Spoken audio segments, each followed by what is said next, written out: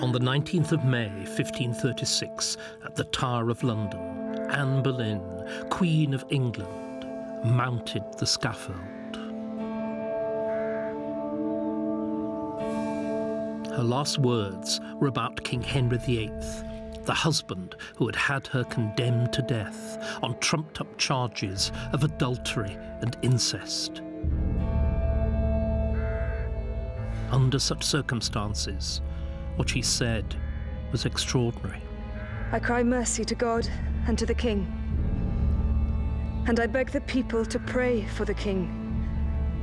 For he is a good, gentle, gracious, and amiable prince.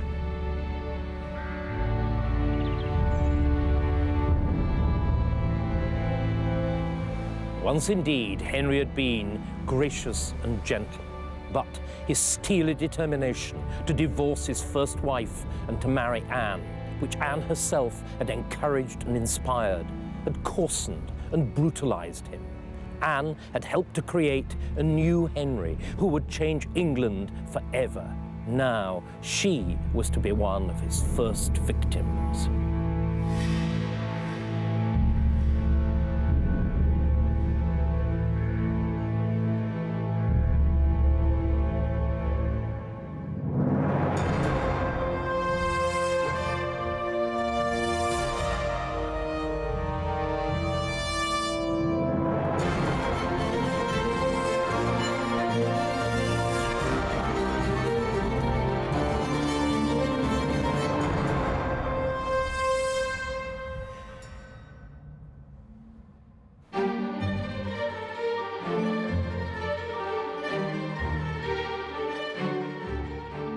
The story of Henry VIII and Anne Boleyn is one of the great tragic love stories of all time.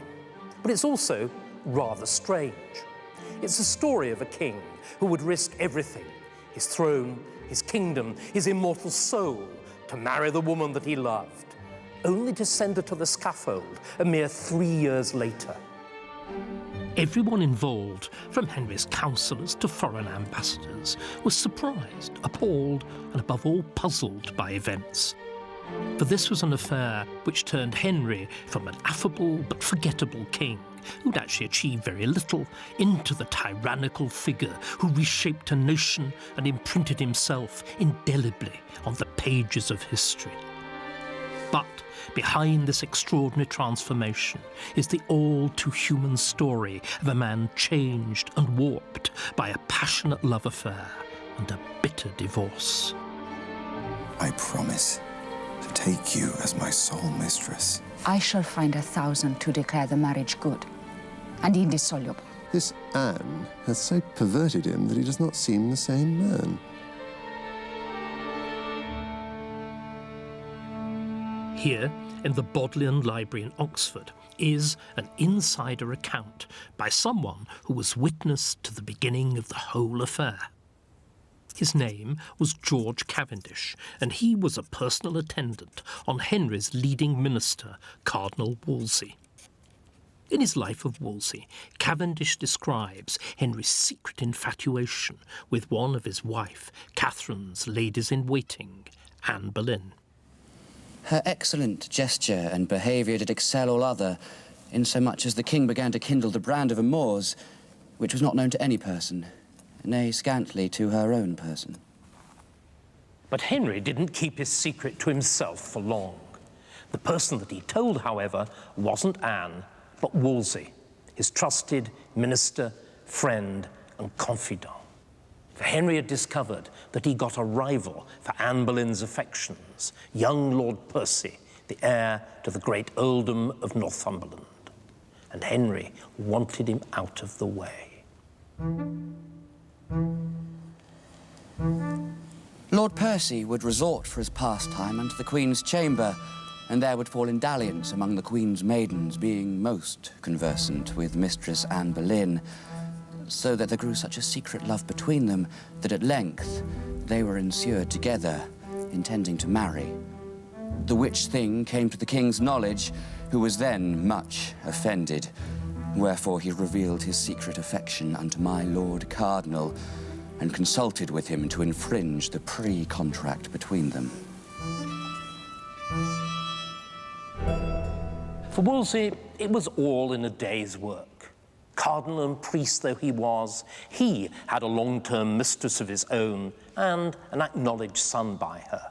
Henry had had mistresses too, including Anne's own sister. None of them had mattered much, and they'd been married off to convenient courtiers as soon as Henry tired of them. Why, Wolsey must have thought, should Anne be any more significant? But for once, the cardinal miscalculated. Anne was different.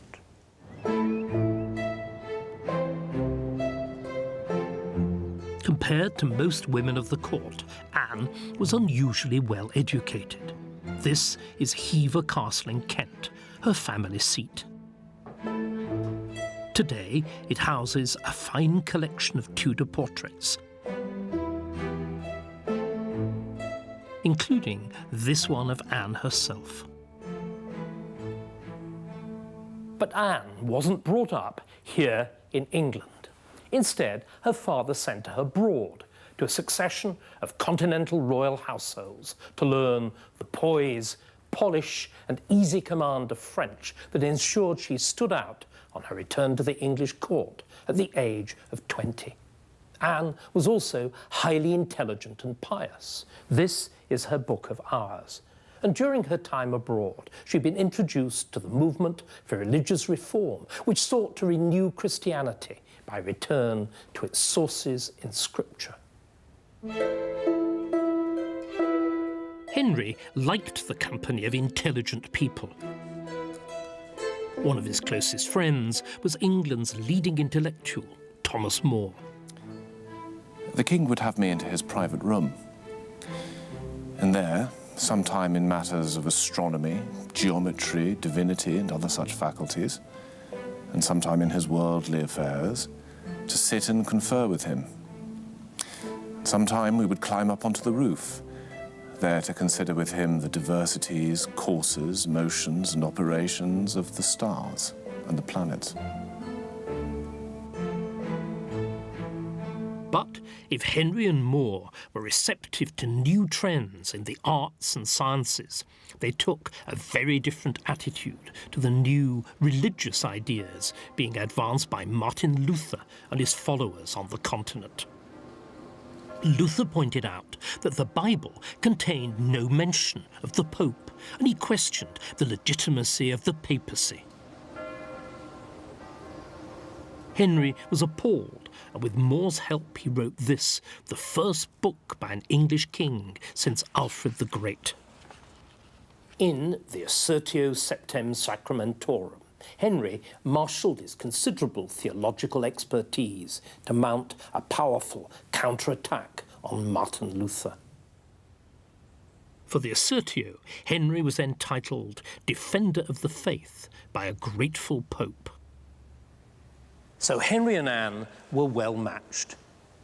Both were intelligent, well-educated, polished, and fascinated by theological argument. Though here, Henry's taste was conservative, as Anne's were to prove to be reformist. But at this point, Henry was more interested in Anne's body than her mind. And to get that, Percy had to be got out of the way, which was Wolsey's job. And Wolsey, as Cavendish reports, subjected the young man to a brutal, semi-public dressing down. I wonder not a little at thy peevish folly, that thou would tangle and ensure Anne Boleyn, that foolish girl of the court. Dost thou not consider the state that God hath called you unto in this world? For after the death of thy noble father, thou art most like to inherit and possess one of the worthiest earldoms of this realm. But now behold what you have done through your willfulness. You have not only offended your natural father, but also your most gracious sovereign lord, the king. Poor Percy burst into tears, and, his resistance broken, was quickly married off to another heiress. But what of Anne? Anne, it seems certain, had been really in love with Percy. and, as Cavendish reports, she vowed her revenge on Wolsey for his meddling. If it ever lay in her power, she would work the cardinal as much displeasure as he had her. Wolsey had made an enemy. Just how dangerous he could not have imagined.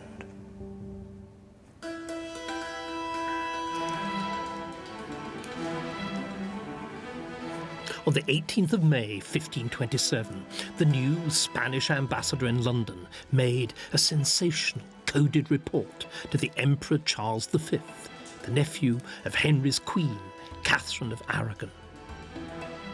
The king has secretly assembled certain bishops and lawyers that they may sign a declaration to the effect that his marriage to the queen is null and void on account of her having been his brother's wife.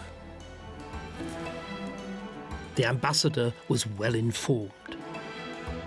The day before, Henry's minister, Cardinal Wolsey, had indeed convened a secret trial at his London palace.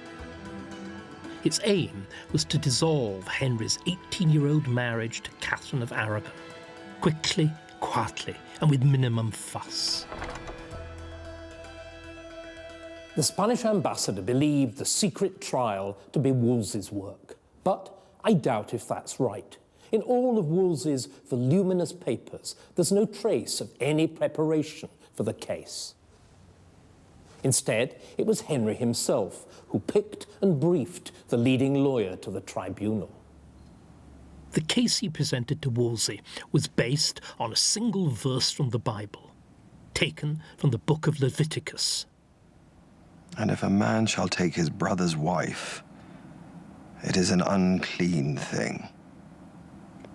He hath uncovered his brother's nakedness. They shall be childless. Henry, of course, had taken his brother's wife. Catherine had originally been married to Henry's elder brother Arthur, who was then heir to the throne. But Arthur died soon after the marriage, and Catherine was quickly betrothed to Henry instead. Their union had the blessing of the Pope, who had issued a special dispensation which stated that in this case Leviticus did not apply. But nearly 20 years later, Catherine and Henry had failed to produce a son. This, Henry's hand-picked lawyer argued, was proof that the king's marriage was offensive to God. The Pope had been wrong to allow it. The only remedy was to end it immediately. But then Wolsey dropped a bombshell. Instead of deciding for the king, as Henry expected and Catherine feared, Wolsey pronounced the case too difficult for summary judgment and adjourned the court to enable him to consult expert opinion. The delay was fatal. There was now no question of keeping the divorce under wraps or of settling it in England. Instead, and in the full glare of European publicity, it would have to be referred to Rome.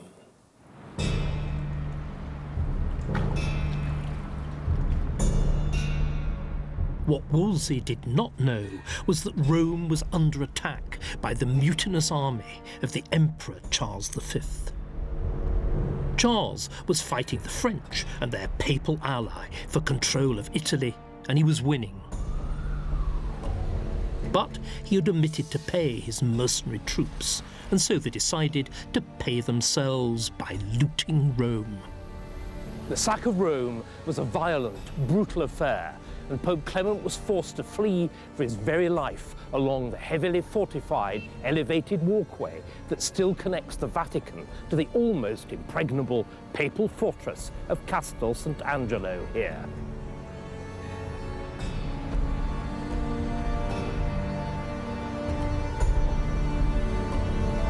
Pope Clement now found himself a virtual prisoner of Charles V, who was not above taking advantage of his army's bad behaviour. By referring the case to Rome, Wolsey had, unwittingly, made Henry's divorce a pawn of European power politics, and it would be decided not so much by the Pope as by whoever had the upper hand in Italy. For the moment, that was the Emperor Charles V, and he was Catherine's nephew.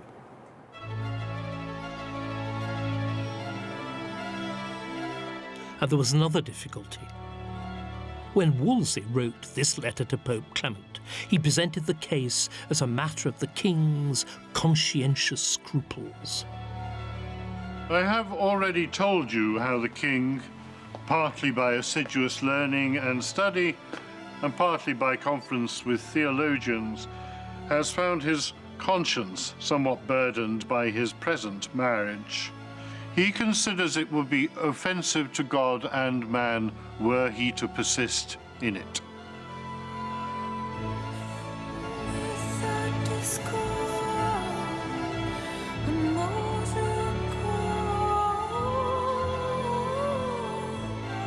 But at some point, the Vatican got hold of documents which told a very different story.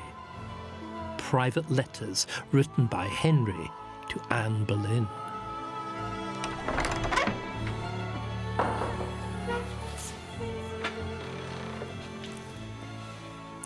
These, the so-called Vatican letters, are the most explosive royal correspondence in English history, for they prove that the origins of the divorce lay not in Henry's conscience, but in his desire for Anne Boleyn. But Anne wasn't going to yield easily. In this letter, Henry pleads with her to have him and become his official, acknowledged mistress, what the French, who have a word for this kind of thing, call maîtresse en titre.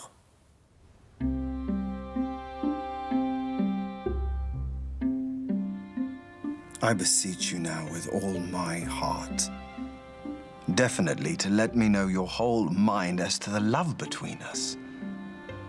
For necessity compels me to plague you for reply, having been for more than a year now struck by the dart of love, and being uncertain either of failure or of finding a place in your heart and affection. But if it pleases you to do the duty of a true, loyal mistress and friend, and to give yourself, body and heart to me, I promise to take you as my sole mistress, casting off all others out of mind and affection, to serve you only. Most girls would have leapt at the offer, but not Anne. She was playing for higher stakes. Henry, unused to the word no, only found that her resistance inflamed his passion all the more. Finally, he made the ultimate offer. His unchangeable intention, he vowed, was aut illic, aut nullibi. If not this, then nothing. The this, I am convinced, can only be marriage. And to make sure that the issue of their union was legitimate, Henry further pledged himself to abstain from sex with Anne until the knot was tied. Henceforward, my heart shall be dedicated to you alone, with a strong desire that my body could be also thus dedicated, which God can do if he pleases, written by the hand of he who in heart, body and will is your loyal and most assured servant, H. 6 A.B. No other.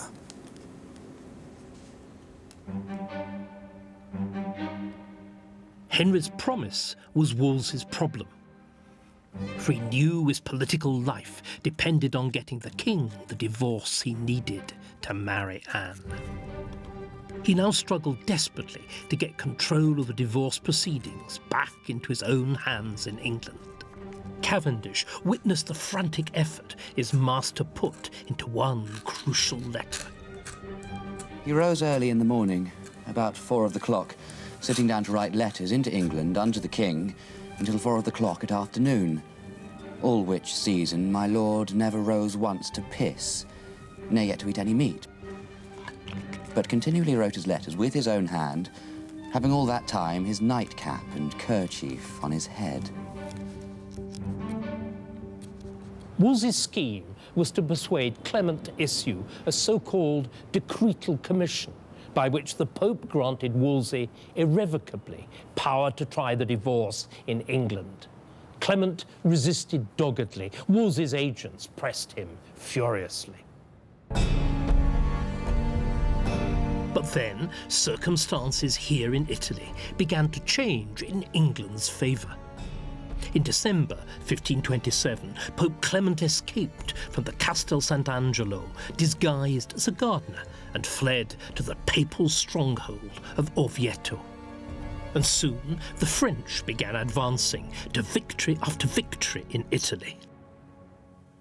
Emboldened by this swing of the balance of power against Catherine's nephew, Charles V, Clement at last issued the decretal commission. But there was a catch. It wasn't granted to Wolsey alone, but jointly to another special papal legate or envoy, Cardinal Campeggio. Campeggio, racked by gout, began his slow journey across Europe to England, followed impatiently by Henry and Anne in their correspondence. The reasonable request of your last letter causeth me to send you now these news. The legate, which we most desired, arrived at Paris on Sunday, so that I trust by next Monday to hear of his arrival at Calais, and then I trust within a while after to enjoy that which I have so long longed for. To God's pleasure and our both comfort. Late in 1528, after nearly 6 months' travel, Campeggio finally arrived in London. On the 22nd of October, Campeggio, accompanied by Wolsey, was formally received at court, and Henry broke with protocol by coming to the foot of the staircase to greet them. First, there was a grand public ceremony in which Charles V was denounced as a tyrant and the common enemy of the Pope and Christendom. Then, the king, accompanied by the 2 cardinals, retired upstairs to the privy chamber, where they remained closeted for several hours. The pre-trial negotiations had begun.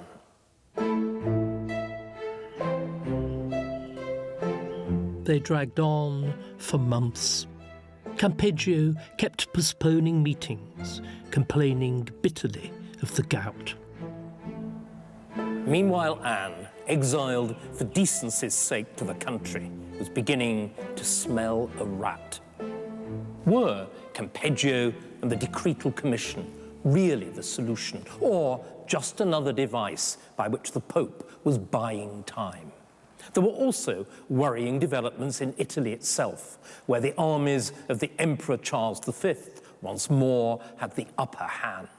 Would Campeggio turn out to be imperial too, that is, in the pocket of Charles V? Would the Pope? Henry, on the other hand, trusted in Wolsey's assurances and Campeggio's goodwill. Just to make sure, he'd already dangled the valuable bishopric of Durham in front of the legate as an enormous bribe. He wrote to calm Anne's fears about Campeggio. I assure you, the unfeigned sickness of this well-willing legate doth somewhat retard his access to your presence. But I trust verily when God shall send him health, he will, with diligence, recompense his demur. For I know well where he hath said, lamenting the saying and bruit that he should be imperial, that it be well known in this matter that he is not imperial. And thus, for lack of time, sweetheart, farewell. Written by the hand which fain would be yours, and so is the heart. But was Henry's confidence misplaced? Who would prove to have the better grasp of papal politics? The king or the king's mistress?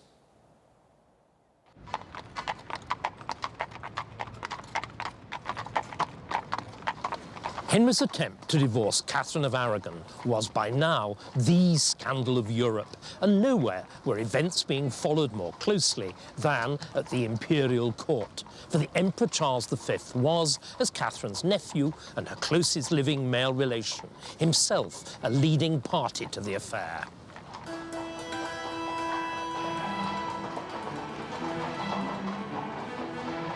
Charles's information came in the form of regular coded dispatches from his ambassadors to Henry's court.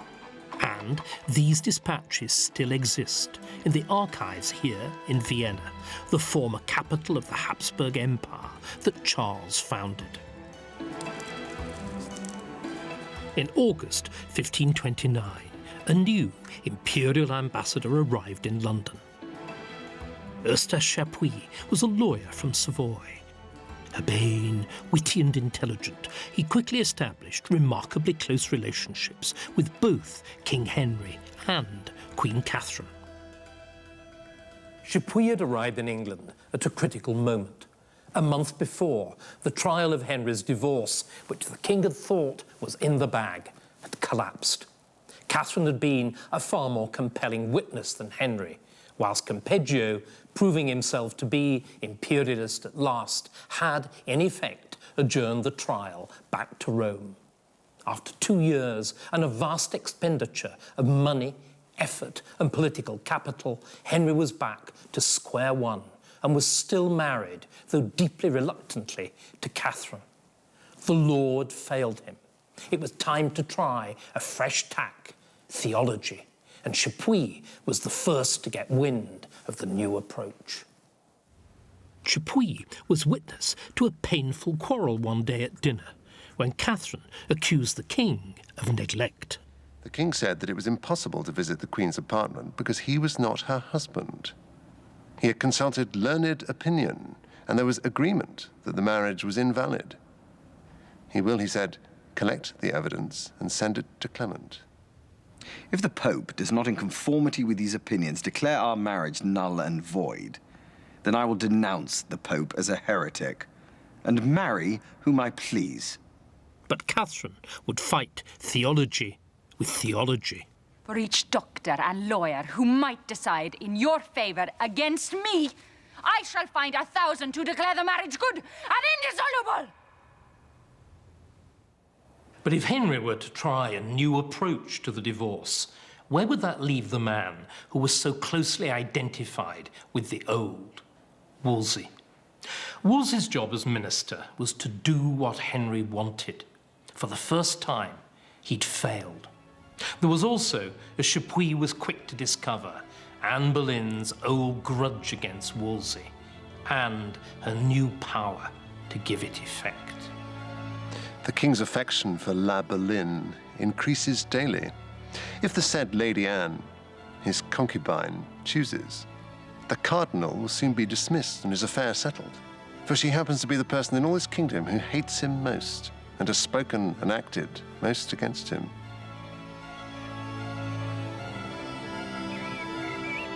For nearly 2 decades, Wolsey had managed all Henry's affairs. The king called him friend, a much stronger word then than now. Despite the failure of Wolsey's divorce strategy, the cardinal still had influence over Henry, if he could get to see him. But for long weeks after the collapse of the divorce trial, Wolsey was banished from the court, whilst Henry and Anne enjoyed the pleasures of the chase during an extended hunting progress. Finally, in September 1529, Wolsey received his invitation to court. Bets were placed amongst the courtiers that the king would refuse to speak to him. Instead, Wolsey's old magic seemed to work, and Henry was in a forgiving mood. Then came the king into the chamber, and standing there under the cloth of estate, my lord kneeled down before him. Then the king took my lord up by both arms and caused him to stand up, and received him with as amiable a cheer as ever he did. Then to behold the countenance of those that had made their wager to the contrary, it would have made you to smile. But then the king went to dinner with Anne. The king dined that same day with Mistress Anne Boleyn in her chamber, who kept there an estate more like a queen than a simple maid.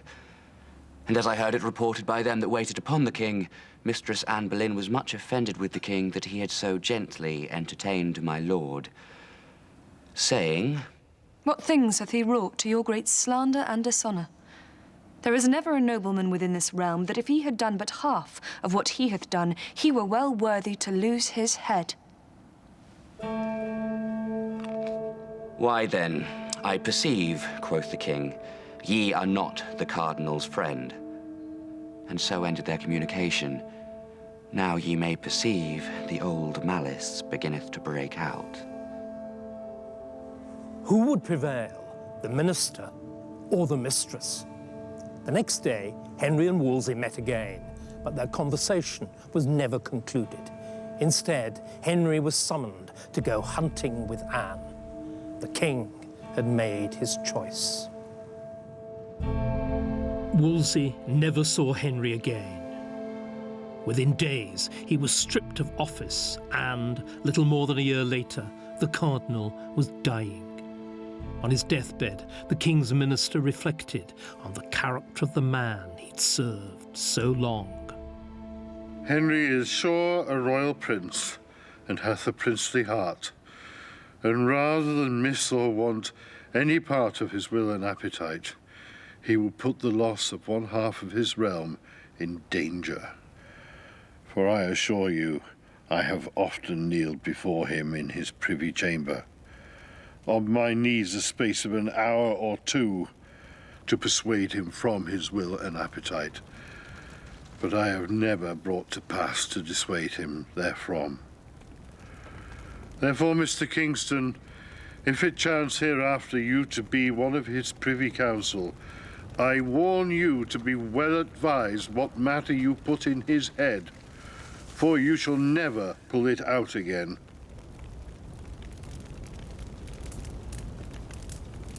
With Wolsey gone, could Wolsey's other master, the Pope, be far behind?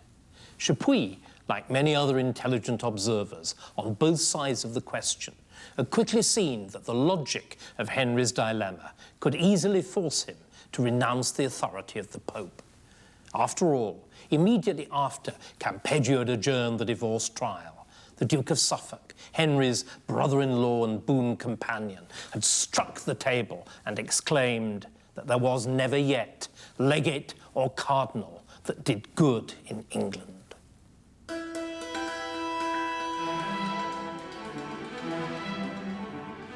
I need scarcely observe that if these sentiments of the Duke gain ground with the King and the people of this country, there would be a door wide open for the Lutheran heresy to creep into England.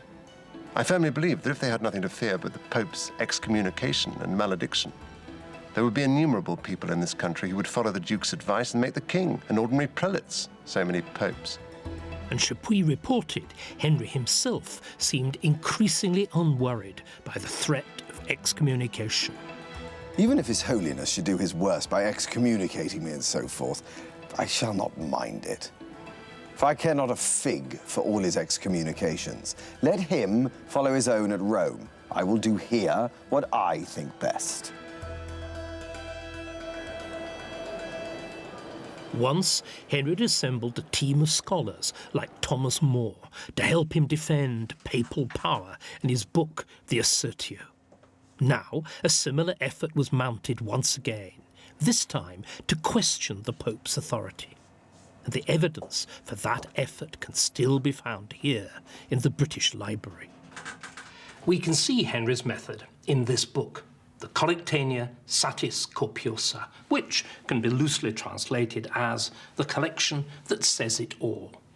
It's a compendium, assembled for Henry in 1530 and drawn from a wide range of sources: English history, Anglo-Saxon law, and the Old Testament. But they all add up to make the case, however tendentiously, that the Pope's rule over the English Church was a usurpation of what had once been an independent, self-governing national church. Henry went through the Collectanea with enormous care. It has over 40 marginal notes in his own hand. By the time he'd finished, he'd convinced himself that the Pope in Rome had no legitimate authority in England. Instead, it was Henry as king who was rightful head of the English Church. Now, as touching schism, We are informed by virtuous and learned men that considering what the Church of Rome is, it is no schism to separate from it and adhere to the words of God. The lives of Christ and the Pope are very opposite. Therefore, to follow the Pope is to forsake Christ. Henry, the theologian and amateur scholar, had convinced himself. Now, Henry the politician had to persuade others. This book, The Glass of the Truth, published by the King's printer in 1531, was part of a sustained propaganda campaign by which Henry sought to persuade the English people that they should reject any foreign jurisdiction, whether of emperor or, in particular, of the Pope. It was the birth of English Euroscepticism, the King's takeover of the Church, framed as an assertion of national sovereignty. And, by and large, it worked. The next year, Henry's new minister, Thomas Cromwell, a former protégé of Wolsey who had stepped into his dead master's shoes, steered legislation through Parliament that forbade all appeals to the Pope, making the King, in effect, the final religious authority in England.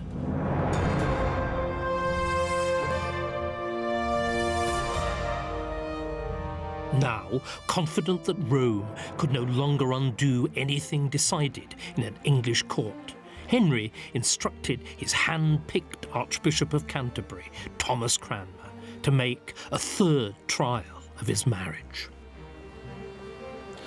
The result was truly a foregone conclusion, since by the time that Cranmer got round to declaring Henry's marriage to Catherine of Aragon invalid, Henry had already married Anne Boleyn in secret, and probably twice over, just to make sure.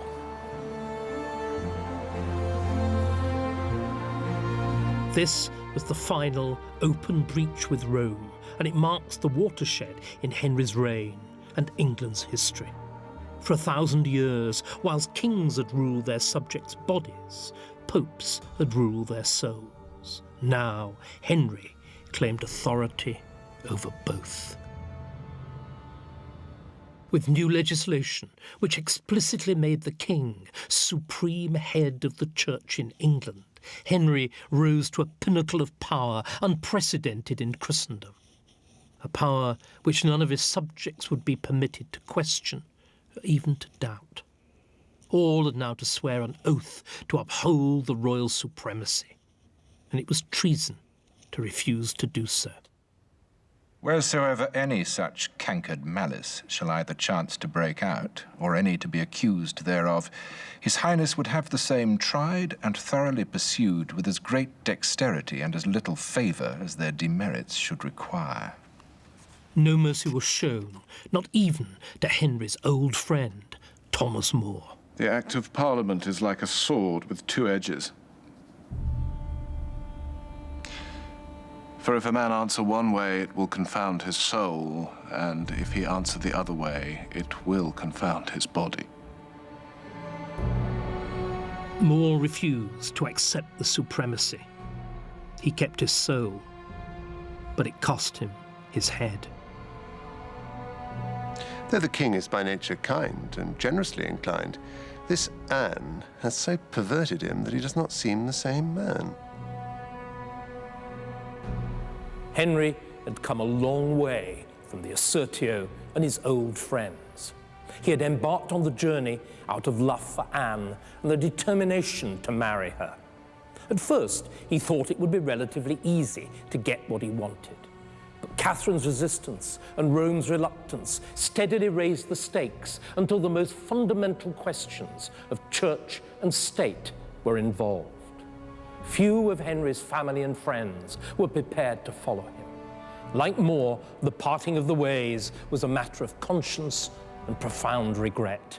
But for Henry, it was treason, and Anne, equally outraged, was on hand to fan the flames of his resentment and turn him, like annealed steel, into something harder, colder, and more brutal than before.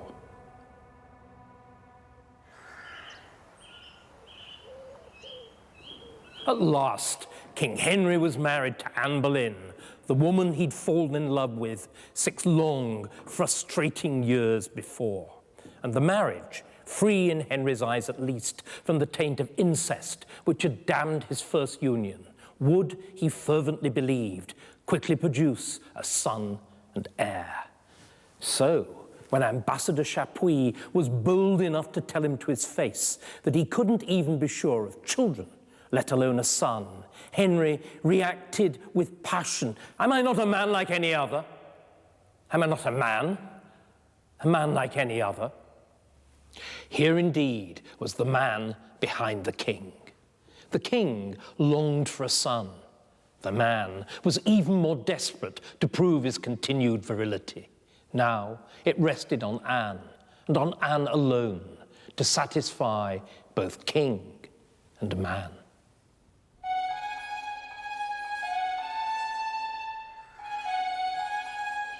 But Chapuis was proved right.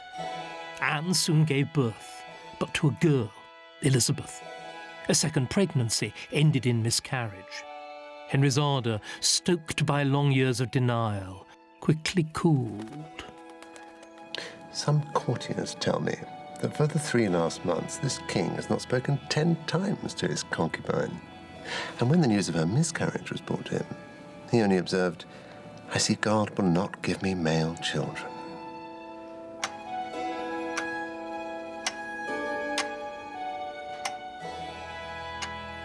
It wasn't very long since Catherine's failure to produce a male heir had been cited by Henry and Anne as proof positive that Henry's first marriage was displeasing to God.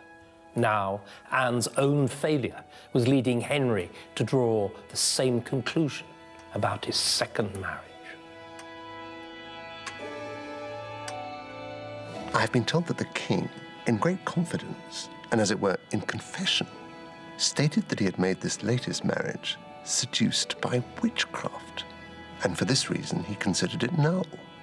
This was evident because God did not permit him to have any male issue, and that he believed he might take another wife. The ground was shifting beneath Anne's feet. In March 1536, Chapuis first picked up rumours of a quarrel between Anne and the king's leading advisor, Thomas Cromwell. Chapuis, who hated Anne as a whore and a heretic, was eager to widen the breach. Strike first or be struck, he warned the minister, reminding him that it was Anne who destroyed his old master, Cardinal Wolsey. I begged him to guard against her attacks more effectually than the cardinal had done. Cromwell seemed to take my words in good part. He began to excuse himself for having promoted the king's marriage to Anne. True it was, he said, that seeing the king was so set upon it, he had paved the way towards it. Although the king's master was still inclined to pay court to ladies, yet it was generally believed that in future he would lead a more moral life than hitherto, a chaste and marital one with his present queen. This Cromwell said to me in such a cold and indifferent manner that I had a strong suspicion that he meant just the contrary. Indeed, I observed whilst he said it, not knowing what mien to put on, he leant against the window, close to where we were both standing, and put his hand to his mouth to prevent a smile on his lip.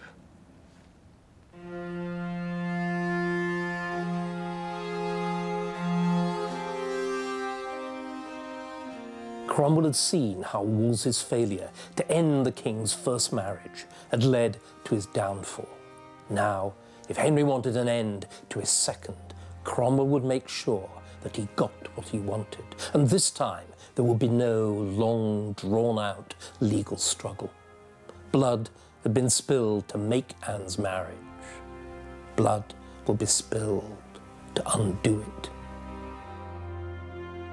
At the beginning of May, Cromwell pounced.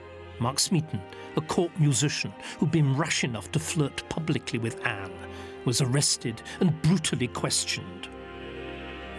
Under torture, Smeaton confessed, no doubt falsely, to adultery with the Queen. A wave of arrests followed, of Anne, her brother, and 3 gentlemen of her circle. The charges, of multiple adultery, incest, sexual perversion, and plotting the king's death, strained credulity, but in an atmosphere of moral panic and hysteria, all were found guilty. Among those sitting judgment on Anne was her old flame, Henry Percy, now Earl of Northumberland. Percy pronounced her guilty, along with the rest of her peers. But the effort of doing so caused him to be physically sick.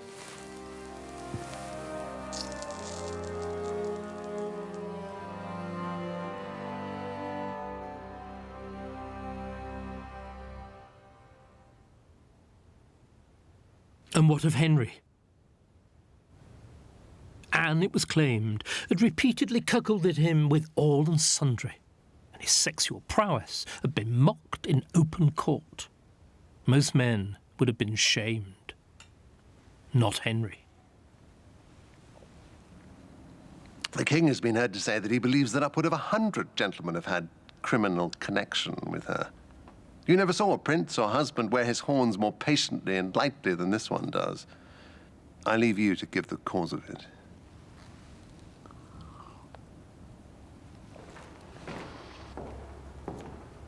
Here, at the Walker Art Gallery in Liverpool, is the best portrait of the man who so perplexed Chapuis and us. The original was painted by Hans Holbein in 1537, some 12 months after Anne's execution. The year before, Henry had fallen heavily from his horse in a tournament. He never jousted again. But since the king continued to eat and drink as heartily as before, he quickly put on weight. In this picture, Holbein's genius turns the king's newly found bulk into an image of crushing authority. And with the Reformation, Henry's power had become crushing indeed. For if his marriage to Anne had failed to provide the love and the son that he craved, it had given him something that he craved even more, a place in history. Now, unchallenged master of church and state, he'd surpassed all his predecessors to become the most powerful monarch ever to rule in England. This is the Henry we all remember, the Henry he wanted the world to see. He is also unrecognizable as the slim, charming, brilliant young man of promise that he'd once been.